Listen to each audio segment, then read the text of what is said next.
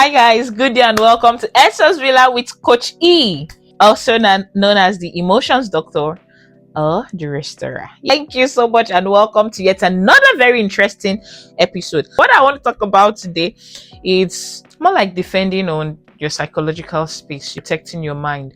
I know as soon as I said this, a very popular saying or a scripture that would have come to your head is guard your heart with all diligence, for out of it comes. They say the issues of life, but I like the translation that says the boundaries of life. That means that life on its own actually has no boundaries. The boundaries that you have are the boundaries that have come from your mind. So how then do you protect your mind? I don't think there's ever been a generation that has had so many voices speaking like we have in this generation. We already know, they said this generation has what we call information overload. But the real thing is, of all the voices speaking, which or how many are actually speaking clarity, vision, or wisdom? So it brings us to the topic, protecting your psychological space. The real question is, who are you listening to? What voice gives you direction? I hope you know, especially as a young person, your life is moving in the direction of your most predominant thoughts. And your thoughts is formed as a result of the information that you have. And this information come in different ways. The things you see, the things you hear, right? Even through touch. Yes, your mind could record an information just via the way you were touched. And also the things you say. Now, your mind is the powerhouse of your body. Your mind is to your body what the engine is to a car. So for you to function fully as an individual in your utmost capacity, then your mind must be paid attention to. Who are you spending time with? What are you listening to? The things you listen to are as a result of the values that are guiding you. What are your values? These values now tells you who and what you should listen to. In fact, where you should be, who you should be with, as much as now influencing what you say, how you say what you say. Because in this generation, we have a lot of people talking. A lot of people talking. In fact, with the level of information available to us, I have not seen a generation more confused than this. So, my dear young person, who are you listening to? Who has your ear time?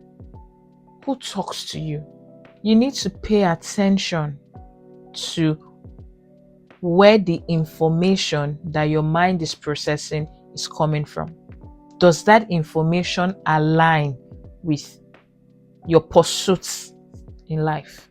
Does it align with who you have said you want to be? Or are you the type that just listens to anything? See, in this protection of your psychological space, right? Of this guarding your heart, right? It is important who you even have conversations with as friends. You cannot afford to be more loyal to your present than you are to your future. Simply put, you cannot be sentimental with your destiny. You cannot be emotional with your destiny. No, hear me and hear me well. The life you're living is beyond you. So you cannot afford to think that, okay, I can live it the way I want to live it. No. This is a call to responsibility. No, you can't. You can't afford to do that. Because a lot of people are waiting for you to succeed. Just like your own success, where you are right now, is hinged on somebody else. So, if you understand this, how then do you defend your space? When the Bible talks about do not be unequally yoked, it is not only with regards to marriage, it's also in regards with you protecting your destiny. Who are the friends you have around you? What are their mindsets? How do they think? As a lady, are you the girl that have friends around you who believe men are scum, all men are scum, all men are cheats, and you have a mindset of saying, oh, I want to have a beautiful marriage very soon, very soon, you would soon begin to succumb to all men are cheats. Oh, there is no lady that is worth it. You cannot give your all to any woman. Blah, blah, blah, blah, blah. And you're a man that wants something beautiful. You want a beautiful home. All your friends think that way. And you're comfortable having conversations with them. No. N-O, capital. No. See, you have to be disciplined enough to be able to realize that the future you're envisaging, the purpose that has been committed to you, requires a price. And part of that price is that you must defend your space. See, it is the way you defend your physical space. That's the same way you must defend your psychological space. And the defending of your psychological space requires a lot more from you. You've seen weeds, yeah? You know how many times they pay people to clear weeds, yet they still grow. Nobody plants them. Why? Because it is unwanted. What am I trying to say? The things you don't need, that are not necessary for your party, like, they come to you, whether you like it or not. For example, I'm a believer. I do not want to sing worldly, vulgar songs. But my dear, you do not even have to do anything to hear them.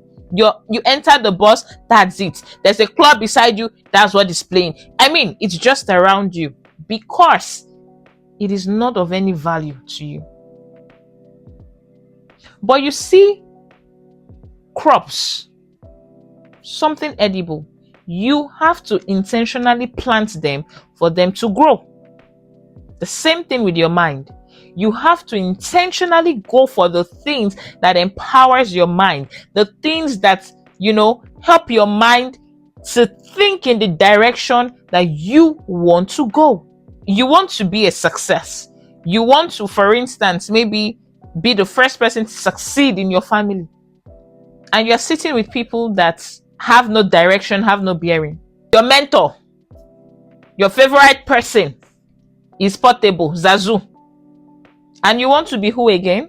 See, this is not me coming here to tell you how to live. No, I'm just here to tell you that on the journey of who you're becoming, you must intentionally protect your mind. You must intentionally guard your hearts. You see, let me even share a quick story with you. So, ordinarily, I didn't know how to insult, right? When I'm upset, what I usually would say is, you're a piece of cake. And I learned that from my mother figure, who happens to be a mentor to me. So when she's upset, she says, you're a piece of cake. And sometimes even in the excitement, she just says, you're a piece of cake. So you have to listen to the tone to know, is this from a place of anger or like a compliment? So when I started working, I would get upset because with my team and say, I beg, you're a piece of cake. And they were excited about it. They would tell me cake is sweet. And in my head, don't you get it? I mean, I'm upset with you. But very soon I became close to one of my colleagues who saw insults as normal. Guess what? Before you know what was happening, I became insultive. Like, it took some level of what's it called, demeanor, not to go as rash or as brash as he would. I had to quickly call myself back. So, in this defending of your space, who are you listening to? Who are those in your close space? You cannot be on your way to Lagos and you are joining with people who are going to Saple Road. Protect your space. And one of the ways you can protect your space is by being aware.